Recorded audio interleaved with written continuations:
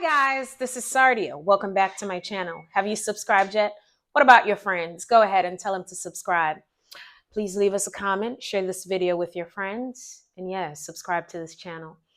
All right, so today I want to talk about the technocratic society in which we live and the ubiquity of AI. It's all over, and the competing nature of AI with traditional learning, particularly around literacy, right? And quite frankly, guys, literacy has always been a technological conversation.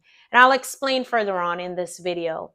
Um, I'm a part of a Read, Write, and Code fellowship, and I've been a part of the fellowship now for 2 years. And it's so many things that we're unearthing and uncovering about literacy, computer science, technology, AI, and the various implications for that, both good and bad.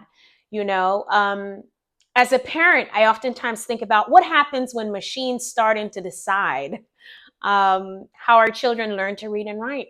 As an educator, as an educational consultant, as a business owner who's in the educational realm, this question permeates all the time. You know, with AI now, there are pros and cons to AI. You know, some of the pros that I think about are reading apps, right? Virtual tutors. I tutor young people online.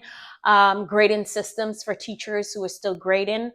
In the classroom, students with IEPs, that's individualized education plan, young people who have learning disabilities or different other academic needs, right? Those are some optimal way to heighten efficiency around learning. So those are some pros with AI, and I'm all for it. You know, but we also have to contend with the cons. You know, some of the cons that I think about is potential biases, especially when we look at the various assessments and the algorithms around that. You know, to be quite frank with you, most of my work is done in urban schools, and I think about the privacy of the data collection around these students' performance and not really understanding on unearthing what is causing, what are the causation for the performance, whether it's good or bad. And so AI sometimes can be weaponized as a tool to kind of create biases or, you know, undermine the importance of diversity. Literacy isn't about just reading. That's something I want for people to understand, because when we think of the word literate, denotatively, that word means to read and write, right? But literacy have a lot of cognitive, not cognitive, well, literacy requires a lot of cognitive work, but it has a lot of connotative elements to it, right? A lot of us are we're literate based on our socialization. We're literate based on socioeconomic status. We're literate based on a plethora of things. So literacy is about like emotions, context, understanding human beings, and so on and so forth. And so those are some of the cons with AI, right? It doesn't allow for us to kind of interconnect with other people around what it means to learn and understand. I think about the diminishing role of teachers with AI. I speak to a lot of friends and a lot of colleagues who are like, students are really just using AI to write their essays. And so when they do that, we don't really understand the acquisition of skills that they have. So those are some cons, but there are ways for us to teach young people how to use AI efficiently for their own good, for their own benefit, so it can heighten their academic and learning experience. And I think for me as a parent, what I would say to parents is, you know, advocate for all the ethical approach to AI, transparency. You want to know from your school districts or from your teachers, how is my child's data being collected, and how is it being distributed, and how is it being used? You know, um, in this technocracy, or you know, technocratical world, um, it's very important that we understand that traditional literacy has a place. It's okay for, you know, students to use the iPad or be on the computer to read. I think of, you know, programs like Scholastic, Achieve 3000. These are great programs, and there are a plethora of programs that are used to enhance literacy, especially within schools where the literacy gap is widened. But we have to think about a strong educational system. It fosters and develops skills necessary for a tech society, but we have to do it in an efficacious way, and we have to do it in an inclusive way, right? Even post-pandemic, in my book, if you have not gotten this book, Post-Pandemic Classrooms, 10 core principles all teachers need to know.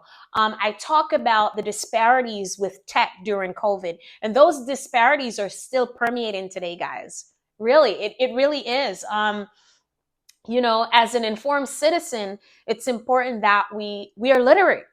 Where we understand what's happening, and literacy is merely about just reading words off of paper, right, or in a book. It's merely about fluency.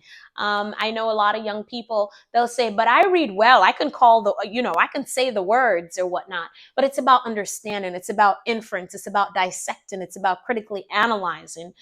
So I think for persons like those who are in charge of Google, Microsoft, and now Elon, who is in proximity with the president, I really want them to start to think about, the efficiency of AI and how we need to be inclusive about it, and we need to ensure that literacy and tech, they're tying together, they're forced together, and that every single child in this country, they have access to the importance of tech, but also to the fundamentals and the foundations of literacy.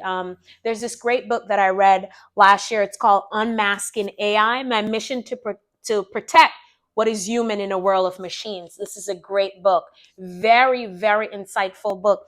I also read this book. It was given to me by, really, he's like a mentor of mine, Dr. Lynch. He taught me several years ago, over a decade ago, integrating computer science across core. And I'm a part of the fellowship with him now. And, there are lots of conversation around the importance of like merging computer science with traditional reading and writing, so that we heighten where young people are in their learning. Listen, there's no need to be afraid of AI. AI is here and it's not going anywhere, but we want to teach young people how to use it responsibly. We want to teach them how to use it in a way that is efficacious for their own learning.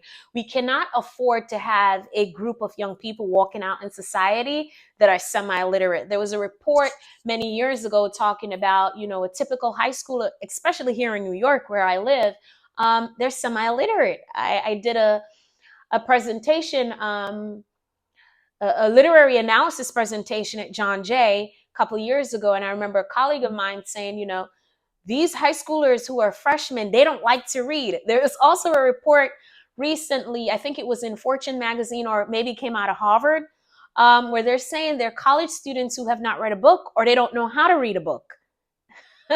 That's not okay, guys. And so this is where we see where technology is competing, and it's moving at a faster pace, and it's not good in that regard, right? It's not good. You need to read a book. I was telling my daughter the other day, she read Bud Not Buddy, which is a book I taught maybe 12 years ago. And I was saying to her, it's nothing like holding a book in your hand, guys, and writing in the book and highlighting and marking it up. You commune with the book. In a book, you can live many different lives. I don't remember who said that. Maybe it was Benjamin Franklin. So we have to use AI for our own good, but we also have to, as parents, as adults, as educators, be cognizant of the cons around AI, so that we allow young people to cultivate a love for reading and writing. Hey, listen, if you love this video, if you love this channel, if you like what I'm sharing, please go ahead, like this video, subscribe, and share it with your friends. Take care. Bye.